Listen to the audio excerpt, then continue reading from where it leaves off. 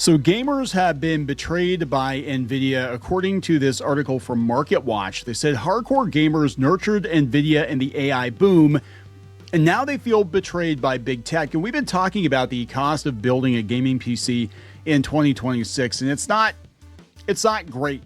In fact, I think these numbers are off. They're saying a budget tier, according to Google's AI overview, is $800 to $1,100. I don't know if I agree with that.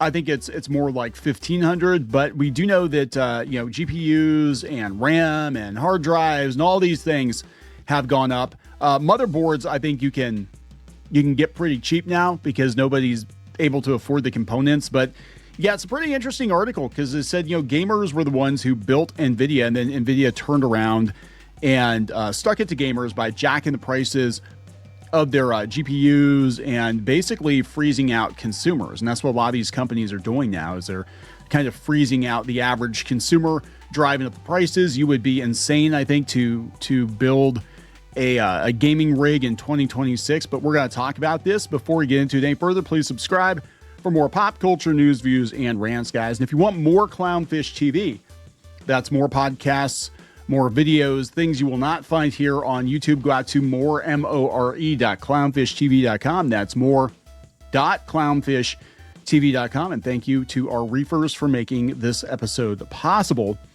Again, this is coming from MarketWatch. They said an ongoing culture war. AI is driving up the cost of key gaming components as big tech leaves the gaming industry, once an inseparable ally, in the dust.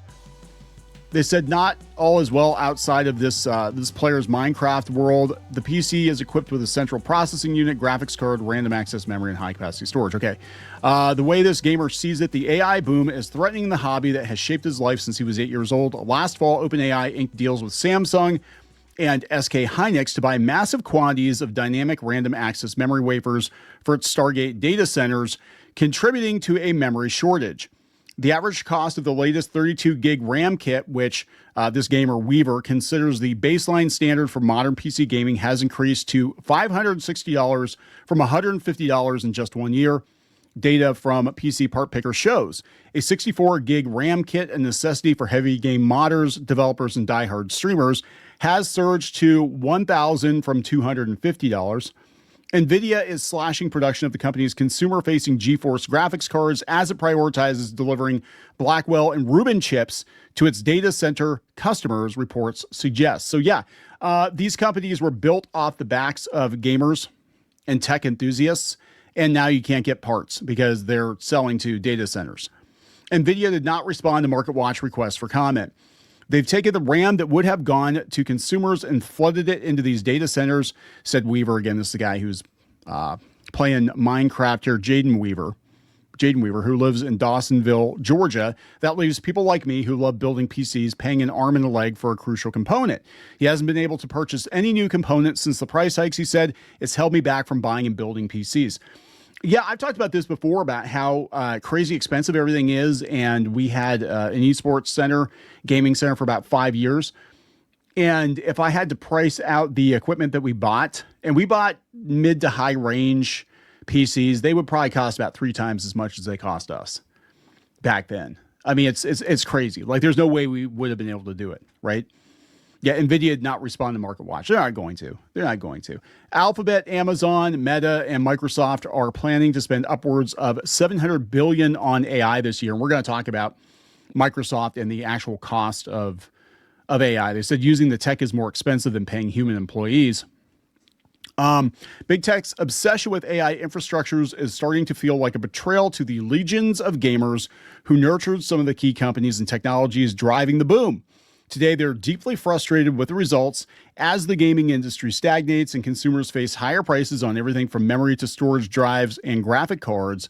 So for decades, gaming subsidized artificial intelligence, forming the careers of today's AI visionaries. Advancements in machine learning, in turn, spurred more complex gameplay features. Jagged geometric shapes evolved into photorealistic video game characters thanks to increased memory and more efficient architecture. The most important chip company in AI, Nvidia, and its graphic processing units arguably would not exist if not for the gaming industry, which also spawned AI lab Google DeepMind. Now, what's interesting is Nvidia is always at the center of this. Have you noticed that? During the pandemic, it was all about crypto. It was all about mining Bitcoin. In fact, and you need a beefy GPU to do that. In fact, I'm going to let you in on a little secret. When we had this gaming center, we offset the cost because all of the computers were on 24/7 and they mined crypto at night. That's what we did for the first couple of years. We basically just left the computers on, and the company that we worked with that had the shell that we used, and it was, all these esports centers pretty much use the same shell. Anyway, the company that has a shell, yeah, they let you offset costs by more or less taking control of your PCs at night, and they would mine crypto. We had certain hours that the PCs would mine crypto. So it did offset the costs, but we had to have certain caliber of machine to be able to do that. And it did work. It offset the cost, and then the bottom kind of fell out of all that. But it was kind of funny because it was like, yeah, during the day we had the gaming center open, everybody's playing games. Then at night the computers are still on and they're doing, well, God knows what. But I know we didn't have to pay for everything, so that was good. So that punishing hangover from pandemic era overinvestment had already left the gaming industry reeling. Budgets initially ballooned as gaming studios raced to capture the attention of people stuck in their homes. As demand waned in the following years, companies conducted mass layoffs, leading private equity firms to swoop in and pick up the remains of distressed assets. Yeah, everybody overspent. Now they're laying everybody off, and now they're blaming AI for that. But that's not actually what happened. Big tech corners the hardware market and drives up component prices. Gamers are worried that the AI gold rush is coming at their direct expense. Microsoft alone is expected to account for $190 billion of AI outlays this year on AI that nobody wants, by the way. They have to justify the expense, but nobody really wants Copilot. They're being forced to use it. Nobody wants Google AI search. They're being forced to use it. It said this fuels an infrastructure blitz anchored by a multi-billion-dollar partnership with OpenAI that Satya Nadella kicked off in 2019. Weaver is concerned that the company's gaming portfolio, home to massive properties such as Minecraft, will suffer as a result. It already is.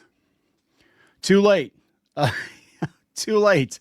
They're already suffering. They're hurting their own console sales when they raise Xbox prices for a family that wants to play Xbox.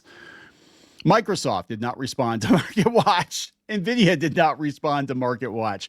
Weaver has aired his frustrations through YouTube videos, sparking a wave of agreement in the comments section. Steve Burke, editor-in-chief of Gamers Nexus, has garnered millions of views on YouTube videos bearing incendiary titles such as Nvidia's AI bubble and The torture will continue until shareholder value improves. The data center boom is so lucrative that companies no longer need to cater to consumers as they did in the past. Burke told MarketWatch it's posed as an existential risk to gamers owning their computing devices. But worse than that, they don't want you owning your computers.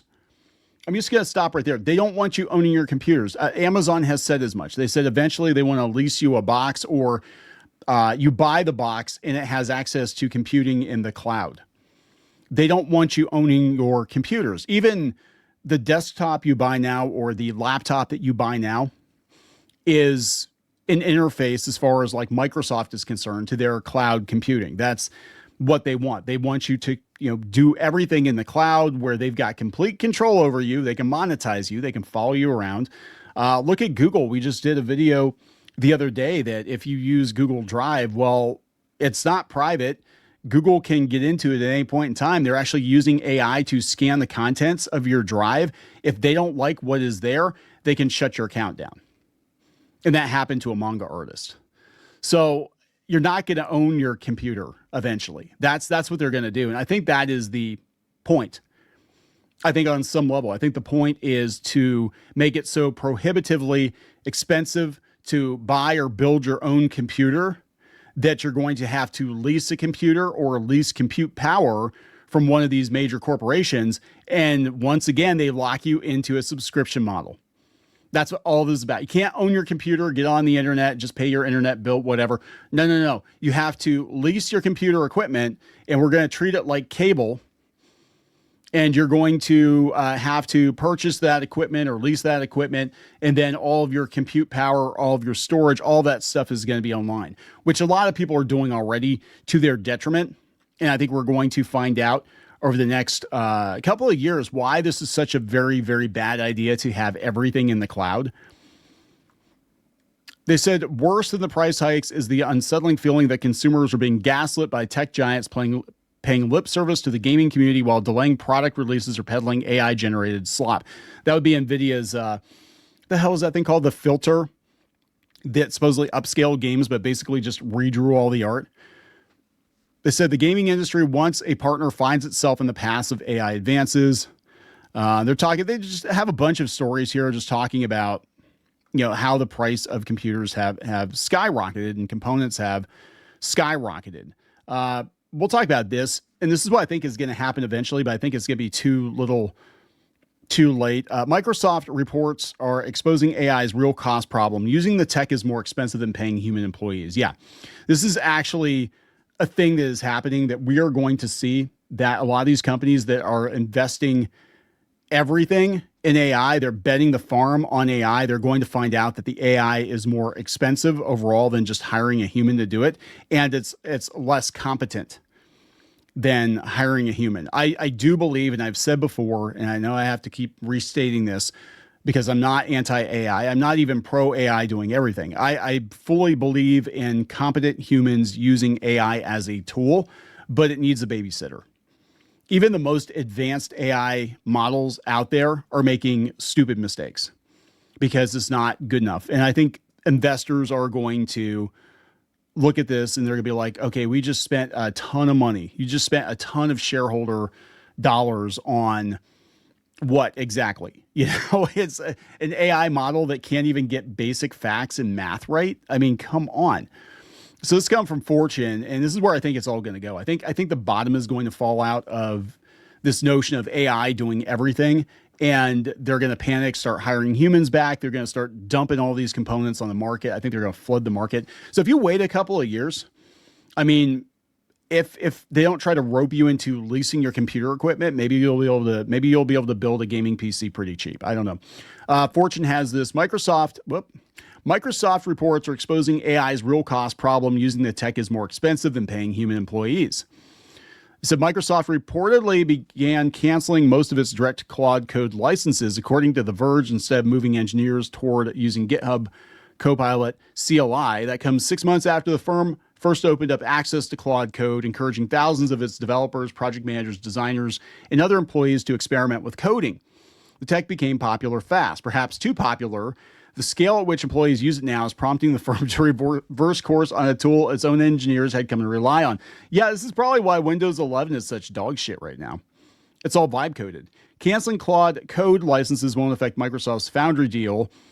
They have a $30 billion commitment to purchase Azure compute capacity. Microsoft isn't the only company scaling back its internal AI use. They're finding out it's not as good as they thought it was.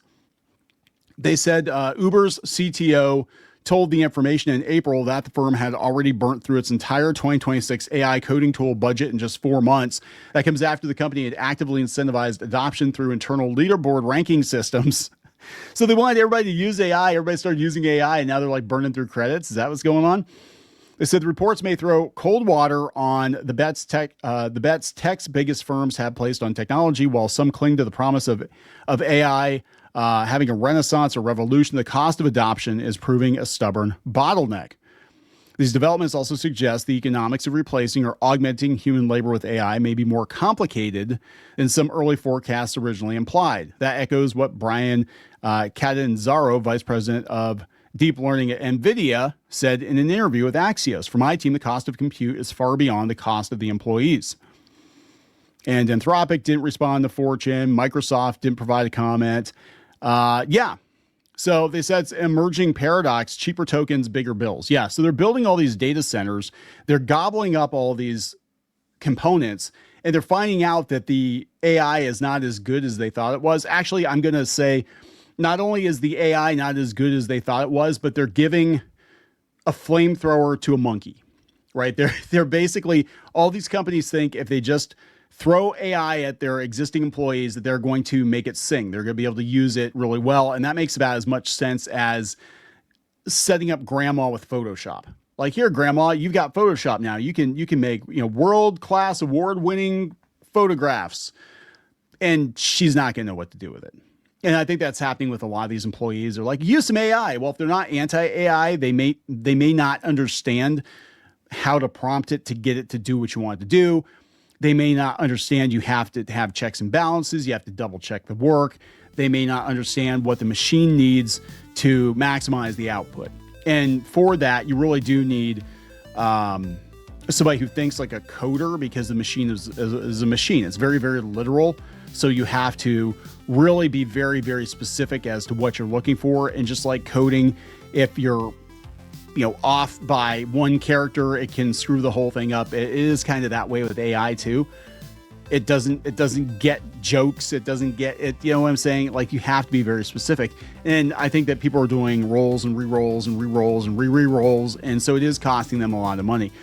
So maybe the components will come down, but I just think it's very funny that all these media outlets are like, yeah, gamers are getting screwed, aren't they? It's like, you guys were trying to screw gamers for years. I mean, not literally, but you really were throwing shade at gamers for years. Now they're like, look, guys, Nvidia hates you too.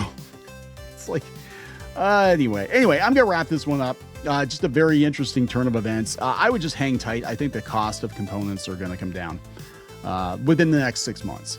That's just my personal opinion. Please subscribe for more pop culture news, views, and rants. We'll talk later.